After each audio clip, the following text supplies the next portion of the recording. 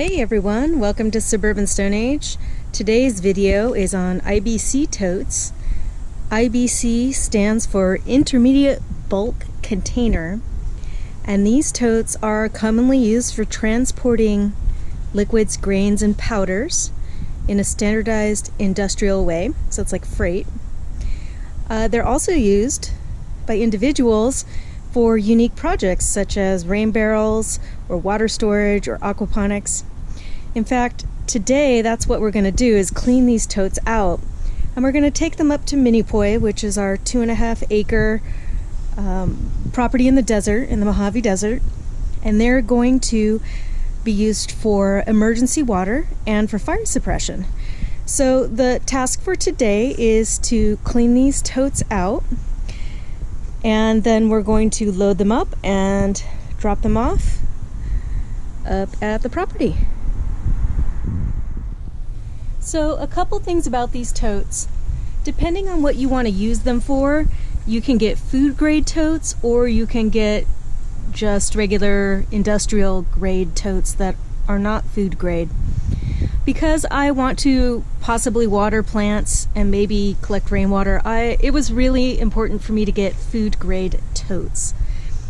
And so that's what I looked for. I got mine on Craigslist from a local organic essential oil company. I was very fortunate to find a good price on 8 of them, and they were labeled so I can tell what was in here.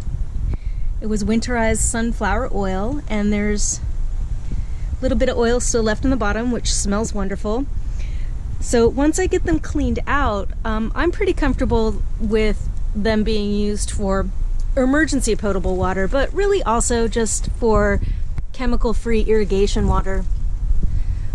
I don't think it'll be too big of a deal. If it were an industrial grade IBC, I might never have known what was in here, and it could have been some toxic chemical or a caustic agent. But I know the pedigree on these, and I'm happy with them, so that's why I bought 8 all at once. These totes are really nice. They contain, I just roughly call it 300 gallons. Some are 275, I think some are over 300, but I just figure 300. And they come on their own pallet, and what's really nice about them is not only is it a sturdy plastic tote, but it comes with this aluminum cage, and they're stackable. So they are designed to be very tough, very modular, very standardized, and they're used for transportation, so they're very durable. Also, they have these really nice valves. There's like a little, I think a ball valve in there with a nice handle that works well to open and close. And oftentimes if you do DIY containers, sometimes the valves can cost as much as the containers or close to it. So it's nice that they have that. Also, they come with these generous, I think that's a 6-inch sized threaded cap. So that can just be threaded on and off. It's a nice big opening for putting water in and getting it out. And it can get, like I say, they can get stacked one on top of the other. I probably won't go too high, like more than 2 IBCs high, but even fully loaded with water, which is heavy, they should still be able to handle the weight. And being able to get it up off the ground like that gives me a gravity feed for the top tank, so that's very nice, and I don't have to build an additional tank to support a water tank. So there's a lot of advantages for me to use these up at the property. And one more thing, if you're looking to buy these totes, you can get them used on Craigslist for usually between $75 and $150. I actually got a smashing deal on these. I got these 8 of them for $200, and I wasn't ready for them, but I just could not say no. So what that means is if you keep your eye on it and you're ready to make a move, you could even get a better deal than that. But gallon for gallon, and as far as durability and being a standard container, these were the best option that I could find for what I want. In fact, I'm going to leave a couple here at the house, and they are going to replace my 50-gallon rain barrels, because those rain barrels just fill up to overflowing in one storm. So I can get hundreds and hundreds of extra gallons of rainwater stored with one of these. The plan for today to clean these totes out is step one, just to get rid of the leftover sunflower oil that's still in the bottom there. It's that thin layer. So I'm going to drain that out of each of the totes, and I'm going to put them into plastic bags here, just trash bags. Probably knot them up and dispose of them. Just, I don't know, I don't want to try to reuse the oil or anything this time. But that's going to be the plan. And then from there, I'm going to take the power washer. I'm going to power wash the outsides just to clean them up a little bit. And then I'm going to power wash the insides as well to get that soap or the oil residue off of the inside of the containers. And I'm going to do that going in through this hole. So I'm going to take that lid off, go in through that 6-inch portal, and I'm going to power wash down the insides.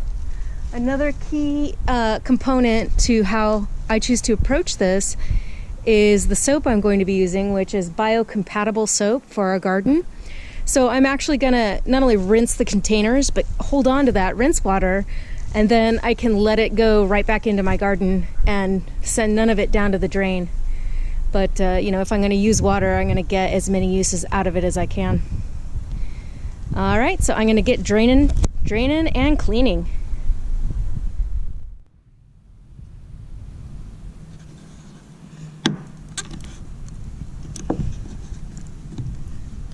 Such a big fan of these valves. They're really nice.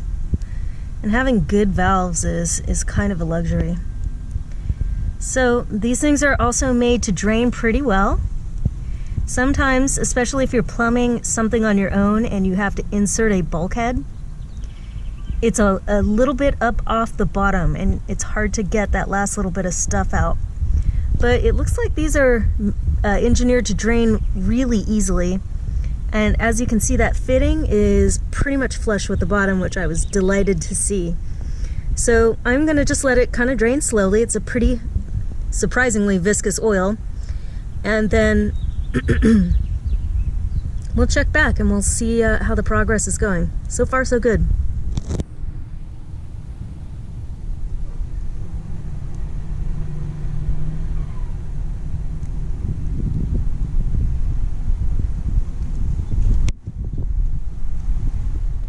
So here's an unexpected benefit I'm finding of having this be a food grade storage container that I know what was in it.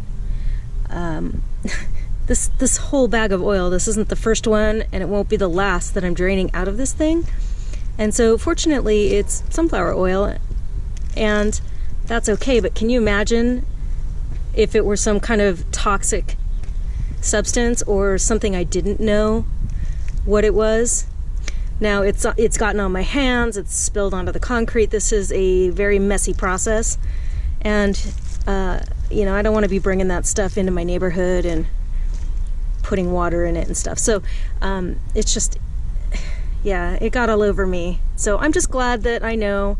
Now, something to be very careful of if you use IBC totes is that it's a messy process cleaning it out. So if you're not sure, just wear gloves and protection. Make sure you don't expose yourself to anything questionable. Okay, first things first, now that I'm pretty sure the totes have drained as much as they're going to, I filled a bucket up with a pretty thick solution of soap. And I'm going to go over the outside of the totes and apply the soap so it will break down some of that sticky oil residue that's kind of on them. This is the soap that I use, and it breaks down to be very garden friendly. I've used it for years and I'm really happy. I'll put a link in the description below if you want to get some. I use it for my gray water systems. So that's the soap I'm going to use to clean this up, both inside and out.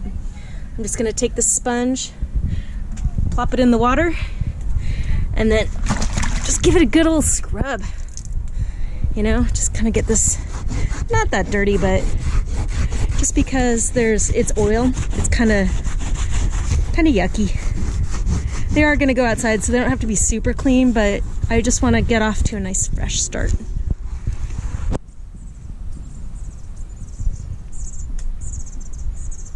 So this is what it looks like inside. I've added soap water, and when I stuck my hose in there, it got really gooey, so I may have to scrape the bottom. And I really hope I don't drop the GoPro.